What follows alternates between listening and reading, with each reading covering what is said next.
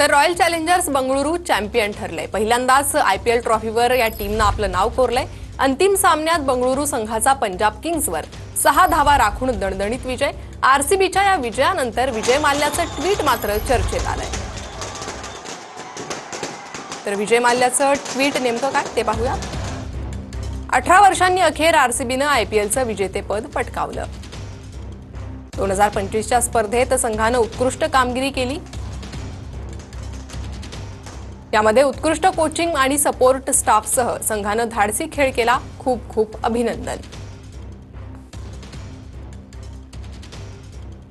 तर आरसीबी संघाच्या विजयानंतर विजय माल्याचं हे ट्विट आहे आणि हे ट्विट आता चर्चेत आलेलं आहे।